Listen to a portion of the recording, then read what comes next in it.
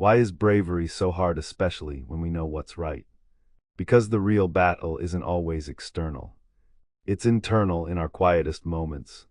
Courage is less about heroism and more about a faithful response to fear.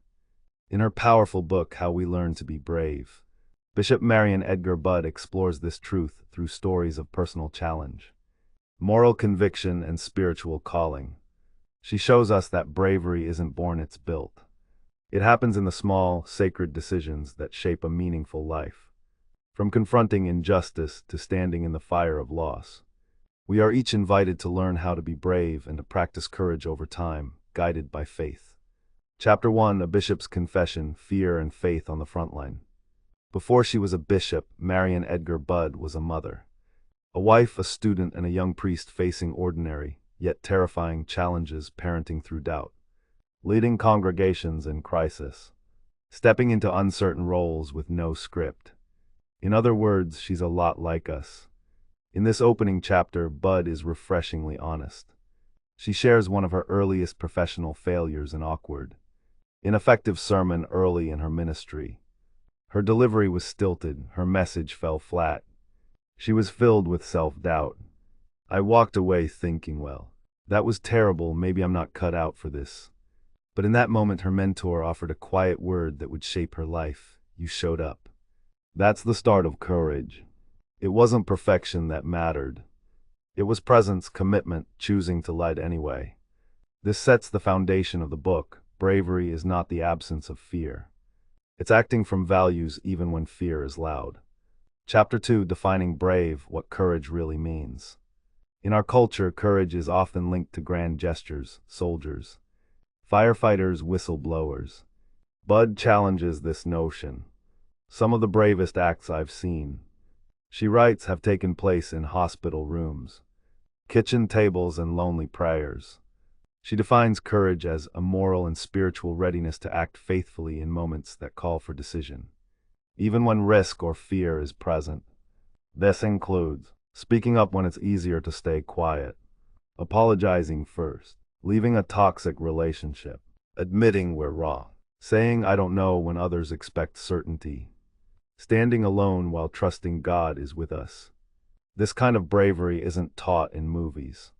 It's cultivated in life over time, through trial, humility, and grace. Chapter 3: Where Courage is Born, the Role of Faith in Risk. As an Episcopal bishop, Budde doesn't shy away from discussing the deep connection between faith and courage. Faith is what sustains us when outcomes are uncertain. It's the internal compass that points us to what's right even when the cost is high. And it's not just belief in God, but belief that we are part of something bigger than fear. She gives a personal example. During the January 6th Capitol insurrection in Washington, D.C., Budde was asked to make a public statement. Her first instinct was fear. What will people say? What if I'm criticized or misunderstood? But her faith community reminded her, silence is also a statement. She chose to speak calmly, clearly. And morally, that was courage, rooted not in bravado but in conscience. Chapter 4: The Everyday Decision Points. Budde introduces a term she returns to often: decisive moments. These are small crossroads that define us. Do we comfort the grieving friend or avoid the awkwardness? Do we report the unethical behavior or protect ourselves? Do we choose love when anger would be easier? In these moments, she writes, we can feel the weight of the decision before us. They may seem small, but they shape our soul. She also emphasizes that most acts of bravery go unseen, and that's okay. The goal isn't attention, it's alignment with our highest values. Chapter 5: Failure, Shame, and the Growth of Moral Muscle. Bravery is learned like a muscle through tension, repetition, and even failure. Budde is candid about her mistakes, avoiding hard conversations for fear of hurting someone, letting self-doubt delay decisions, over-apologizing to smooth over conflict rather than standing in hard truth. But each misstep became a classroom, she writes. I've come to see failure as a sacred space. God doesn't need us to be perfect, just faithful. She introduces a spiritual practice here. Examine a daily reflection tool where we ask, where did I act in courage today? Where did I avoid the brave choice? What can I learn and try again tomorrow? This gentle self-awareness helps us evolve, not condemn ourselves. Section 2, The Interior Journey of Courage. Chapter 6, Listening for the Quiet Voice. Bravery begins with inner listening, the kind that doesn't shout but gently nudges us toward truth. Bud emphasizes that many of life's most courageous choices begin not in the moment of action, but in the space of reflection and prayer. God often speaks through whispers, intuition, conscience, discomfort. We are rarely called into courage without first sensing something is off. Maybe we're living out of alignment. Maybe we've tolerated injustice too long. Or maybe we've silenced our own needs for the sake of harmony. Bud invites us to reclaim sacred quiet. Moments in nature, silent journaling, listening prayer, reading scripture or poetry, attending to our discomfort without rushing past it. In stillness, we prepare ourselves to act. Chapter 7, Sacred Anger and Righteous Risk. Sometimes courage flows not from peace, but from holy frustration. Bud speaks about sacred anger, the emotion Jesus displayed when confronting hypocrisy or defending the marginalized. She points out that too often, particularly in religious spaces, anger is seen as unspiritual. But there's a kind of anger, she writes, that springs from love. Love for justice, love for truth. In this chapter, she shares a pivotal story of leading her diocese to support marriage equality despite backlash. It wasn't anger at individuals. It was moral urgency against a system she believed was harming people. This required facing institutional pushback, losing supporters, being labeled radical or divisive. But to Bud, this was the cost of alignment. Key idea: bravery isn't about being nice. It's about being faithful even when it's unpopular. Chapter 8, Community as Courage Fuel. Despite the personal nature of bravery, Bud insists we are not meant to be brave alone. The myth of the lone hero, especially in Western culture, often isolates us. But real, lasting courage is relational. She outlines 3 critical roles in our courage community. 1, the encourager, someone who believes in us even when we don't. 2, the mirror, someone who reflects back our blind spots and strengths. 3, the accompanier, someone who stays beside us when things get hard. She reflects on her own courage team mentors, friends, spiritual guides, and how they've helped her remain grounded through difficult seasons. Sometimes the bravest thing we can do is ask for help. She encourages readers to build these relationships before crisis hits, because they will shape how we respond when it does. Chapter 9, Courage in Parenting and Personal Life. This chapter shifts from public courage to personal.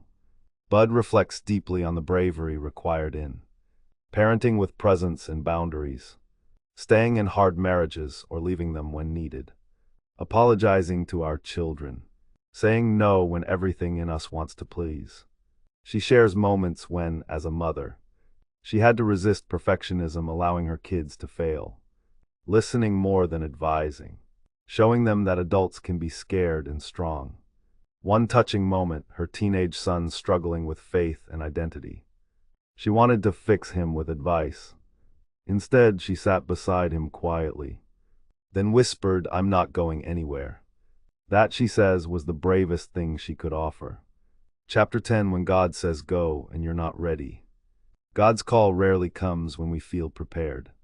Bud reflects on her own reluctant acceptance of leadership. As a woman in a male-dominated space, she questioned whether she was ready enough or qualified. But courage means moving before you're certain. Sometimes bravery means showing up anyway, letting God grow us as we go. She urges readers to say yes to leadership. Apply for the job you think you're not ready for. Speak in public even if your voice shakes. Volunteer for the mission that scares you. Growth, she reminds us, doesn't come before courage, it comes through it. Section 3, Navigating Uncertainty with Inner Clarity. Chapter 11, Courage in Crisis, When Everything Feels Like Too Much. At the heart of this chapter lies a sobering truth. The moments that call for the most courage are often those we never wanted to face. These include the death of a loved one, a terrifying diagnosis, job loss or financial ruin, public failure, a crisis of faith, Bud shares stories from her time as bishop when parishioners and clergy came to her broken, overwhelmed and paralyzed by fear. What can faith say to people in crisis? Her answer: not everything has to be fixed immediately. Bravery sometimes means sitting in the ashes and still choosing not to give up. She reflects on one leader who, after losing their partner, came to church and simply said, "I don't know what I believe anymore, but I still showed up." That's courage. Chapter 12: What Bravery Looks Like in Public Leadership. Now Bud takes us into the crucible of public faith leadership. As bishop, she's made decisions that drew sharp criticism from both secular and religious voices. These include advocating for gun control from the pulpit, supporting LGBTQ+ clergy and couples, speaking out during political unrest, holding church leaders accountable in abuse cases. Each time she had to ask, is this about protecting my comfort or serving my calling? This chapter is filled with insights for anyone in a visible role. Be clear on your values before the storm hits. Expect pushback. Not everyone will applaud your integrity. Your authority comes from your alignment with truth, not popularity. Bud emphasizes the need to stay grounded through personal prayer, wise counsel, restorative Sabbath rhythms. Burned-out leaders are rarely brave ones. Chapter 13: The Power of Saying Hard Things with Love. Few things require more courage than confronting someone you care about. Bud speaks to addressing conflict in friendships, naming racist or harmful behavior, correcting injustice in institutions, telling someone you hurt me, receiving feedback that humbles your ego. She offers a process called truth with tenderness, a way to speak directly while staying grounded in compassion. Steps include 1. Pray or pause before reacting. 2. Speak only for yourself. I felt. 3. Stay curious, not accusatory. 4. Avoid weaponizing silence or passive aggression. 5. Follow up with care, not control. This chapter reminds us being brave isn't being harsh. It's being honest with heart. Chapter 14: Faithful Doubt, the Bravery of Unknowing. Perhaps the most counterintuitive part of the book is Bud's reflection on doubt as a path to courage. She writes, faith that leaves no room for questioning becomes brittle. Doubt can soften us, expand us, light us toward a deeper trust. She talks about seasons where prayer feels empty, times when institutional religion fails us, moments when we're unsure if God is even there. Instead of pushing through or pretending, she encourages us to let doubt do its holy work. Courage here looks like staying present with our questions, letting go of rigid theology, seeking spiritual companionship in mystery, trusting that God meets us even in silence. She shares the story of a priest who lost faith after a tragedy but continued to serve. He said, "I showed up because the people needed hope, and in giving it, I started to feel it again." Chapter 15: A Braver Tomorrow, Raising Courageous Kids and Communities. Bud closes this section by shifting our focus to legacy. How do we help others, especially the next generation, live courageously? She challenges us to consider, are we modeling brave conversations at home? Do our kids see us apologize, forgive, and take risks? Are we nurturing moral imagination in our schools, churches, and organizations? She tells a story of a young girl who spoke out against bullying during a school assembly. When asked why she did it, the girl said, "My mom says we do hard things for people who can't." Bud was deeply moved. That's the fruit of modeling courage. The final takeaway from this section: bravery multiplies when one person rises. It gives others permission to rise too. Your story is a sacred witness. Bud opens this final section by reminding us our courage tells a story. Every time we speak honestly, act with integrity, stand up when we could stay silent, we are giving others a living witness of what moral courage looks like. She writes, you may never know who needed your courage, but someone did. She encourages journaling as a practice to record our journey, not as ego-boosting, but as legacy-building. When future generations look back, will they see someone who lived bravely, even imperfectly? Community is the container for courage. One of Bud's final pleas is to move beyond individual bravery into communal resilience. In a world fractured by polarization, Injustice and fear we unite. Courageous school, courageous congregations, courageous workplaces. She profiles churches that are engaging in racial reconciliation, schools that nurture emotional bravery in children, and civic leaders forming coalitions of compassion. We must not simply teach courage. We must build systems where courage is the norm. Dying bravely, living fully. One of the most poignant chapters addresses the end of life. Bud shares the stories of people who died as they lived, with love, clarity, and courageous grace. She writes of a woman who reconciled with her estranged son before her final breath, a man who chose to speak a final blessing to his family despite immense pain, clergy who helped families name grief and peace simultaneously. To die bravely is not to avoid fear, but to walk through it with purpose and peace. This chapter gently asks, how would we live today if we knew we had nothing to prove and everything to give? Passing the torch, commissioning the brave. The final chapter is a benediction, ascending forth. Bud writes, bravery is not something we keep, it's something we pass on. She encourages parents to tell children stories of bravery, teachers to nurture not just compliance but conscience, friends to challenge each other toward integrity. She ends with a vision, a world where courage is ordinary because love is everywhere.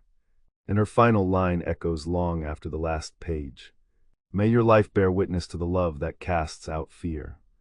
And may you be brave not just once, but again and again until your very life becomes a light. Final reflections and takeaways. Bravery is not the absence of fear, it's faithful action despite fear. Small acts of integrity matter more than we know. Your courage can inspire courage in others. We need spiritual practices to sustain brave living. Community, not isolation, helps us grow in boldness. Legacy is built moment by moment, not in one big act.